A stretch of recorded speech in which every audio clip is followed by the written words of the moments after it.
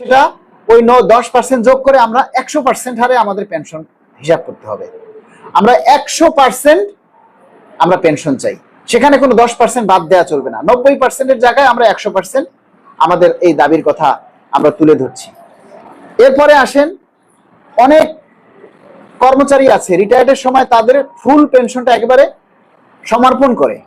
সমর্পণ বুঝেন? সমর্পণ মানে হচ্ছে অনেকেই পেনশনটা একবারে বিক্রি করে দিচ্ছে, পেনশনটাকে অনেকেই একবারে বিক্রি করে দিচ্ছে, কিন্তু তারা 15 বছর পরে যদি বেঁচে থাকে তাহলে সে আবার পেনশনটা ফেরত চায়। এখন এরকম পেনশন সমর্পণ করে দিয়েছে, বিক্রি করে দিয়েছে, এরকমের অসংখ্য মানুষ আমাকে ফোন করে জ্বালাতন করছে যে ভাই এইটা যাতে কমিয়ে আনা হয়। আমরা এটার ব্যাপারে এর আগেও কিন্তু আমরা শুনেছি যে 10 বছরে এই সিস্টেমটা নিয়ে আসা হবে। আমরা সেটা চাই, যারা পেনশন একেবারেই বিক্রি করে দিয়েছে সেই পেনশনটা যেন 10 বছর পরে আবার তারা পুনরায় ফেরত পায়। 15 বছরের জায়গায় যেন 10 বছরে নিয়ে আসা হয়। এরপরে আমাদের আরো যে দাবিগুলি আছে, যেমন টিফিন ভাতা, শিক্ষা ভাতা, চিকিৎসা ভাতা, যাতায়াত ভাতা, এই ভাতাগুলির আমরা সংস্কার চাই। আমরা বলবো না আমাদেরকে ডেলি 400 টাকা ব্যাংকের মতো দিতে হবে, আমরা বলবো না আমাদের চিকিৎসা ভাতা 5,000 দিতে হবে, 10,000 দিতে হবে, আমরা বলবো না আমাদের ছেলে মেয়ের শিক্ষা ভাতা এক একজনের 4,000 5,000 দিতে হবে। আপনারা বিবেক করেন, আমার ছেলে মেয়েকে বর্তমানে স্কুলে পড়াতে গেলে, দুইটা ছেলে মেয়েকে, আমি দুইটাই ধরলাম, তিনটার কথা বাদ, সরকার হিসাব দুইটা ছেলে মেয়েকে আমরা যদি এখন একটা ভালো স্কুলে পড়াতে যাই তাহলে তার বেতন, তার বই খাতা, কাগজ কলম সবকিছু মিলিয়ে মাসে কয় টাকা লাগতে পারে সেই টাকা দিন। আমার যদি চিকিৎসার জন্য হসপিটালে যেতে হয়, আমি সরকারি হসপিটালে সকল সুযোগ সুবিধা পাই না, সকল চিকিৎসা হয় না, আমাকে প্রাইভেটে যেতেই হচ্ছে। সেই প্রাইভেট হাসপাতালগুলিতে গেলে বা প্রাইভেট ডক্টরের কাছে গেলে আমাদের আজকালকার 1500 টাকা শুধু ফি দিতে হয়। 1500 টাকায় একজনের শুধু চিকিৎসার ফি দিতে হয়। তারপরে মেডিসিন আছে, উনি আবার এক গাদা টেস্ট লেখে। এবার আপনারাই ঠিক করেন আবার ওই চিকিৎসার জন্য কয় টাকা আপনারা নির্ধারণ করবেন চিকিৎসা ভাতা। একজন মানুষ যখন অবসরে যায়, অবসরে যাওয়ার পর যখন চাকরির শেষের দিকে গিয়ে বয়স বেশি হয়ে যায়, যেমন আমার এখন চাকরির বয়স 22 বছর চলে, আমি নিজেই এখন অনেকগুলি রোগের শিকার। আমার ডায়াবেটিস আছে, আমার কি বলে ফ্যাট মানে এটাকে কি বলে, কোলেস্টেরল বেশি, আমার ডায়াবেটিস আছে, কোলেস্টেরল বেশি, এবং ইদানিং আবার আমার মাথায় যে চাপ সৃষ্টি হচ্ছে, চোখের সমস্যা। আমি এই যে চশমা খুললে আমি কিছুই দেখি না, আমি যদি এই চশমাটা খুলে ফেললে আপনারা এই যে কমেন্ট করছেন এগুলি আমি সব ঝাপসা দেখি। আবার যদি চশমা পরে অনেকক্ষণ থাকি তাও আবার বিরক্ত লাগছে। এখন আমার ওয়াইফ, তিনিও কিন্তু ডায়াবেটিসের রোগী, তাহলে আমরা দুইজনই ডায়াবেটিসের ওষুধ খাচ্ছি, আমাদের 1 মাস 2 মাস পর পর চেক আপ করতে হচ্ছে। এবার আপনারা বলেন আমার চিকিৎসা ফি কত হওয়া উচিত?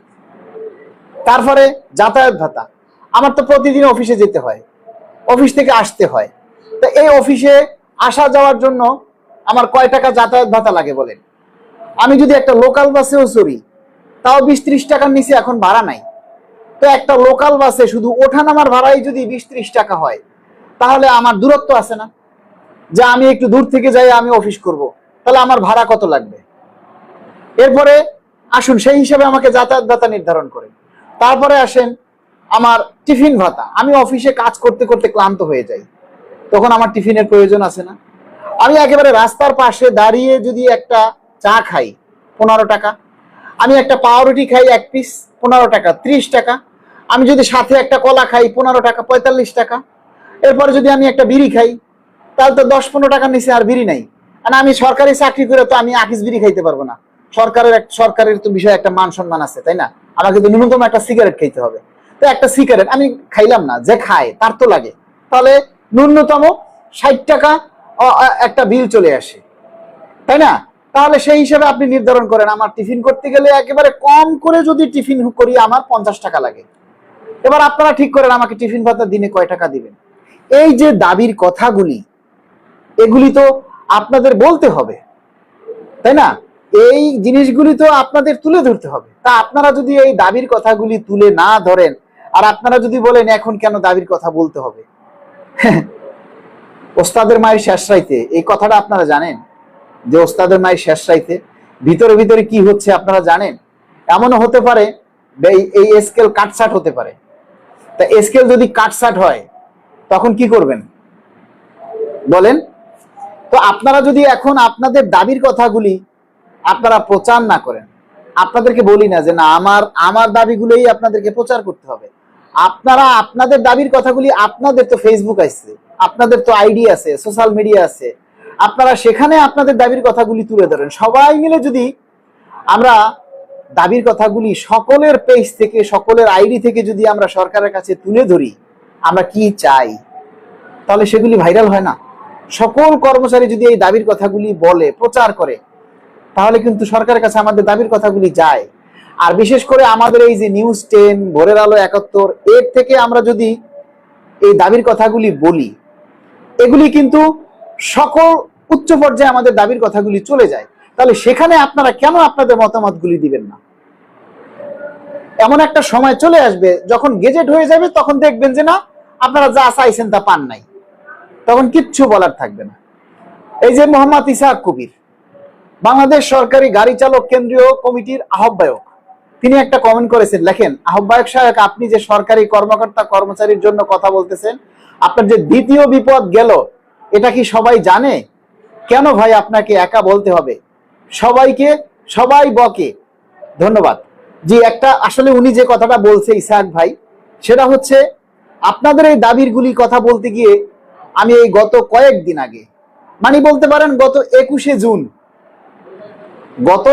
জুন আমাকে বদলি করা হয়েছে ঢাকার বাইরে।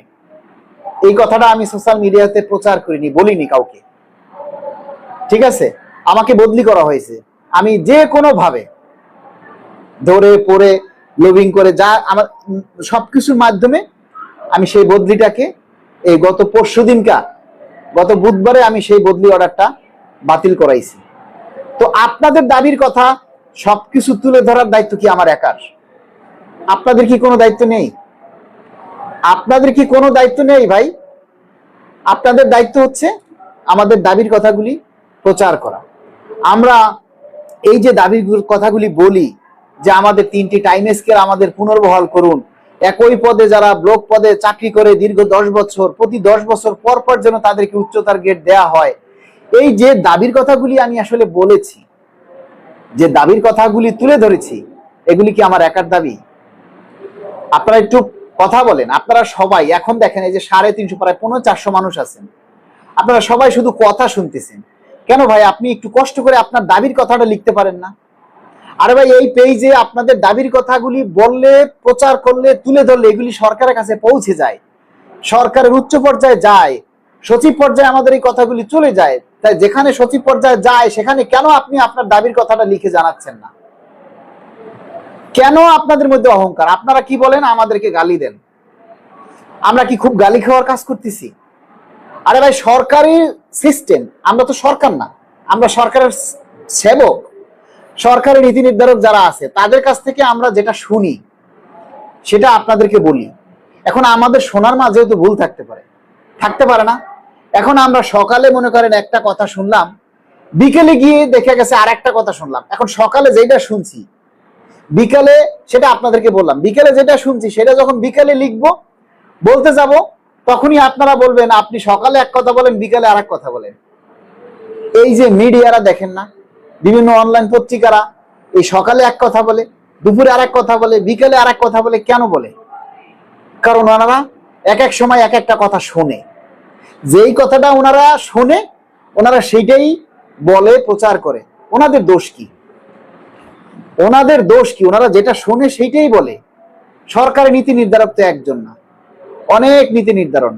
এক একজনে এক এক রকমের কথা বলে, এক একজনে এক এক রকমের মানে কি বলে, ওই মানে তথ্য তুলে ধরে, তো সবাই সেইটাই বলে। তো আমাকে কি জানি লিখেছেন,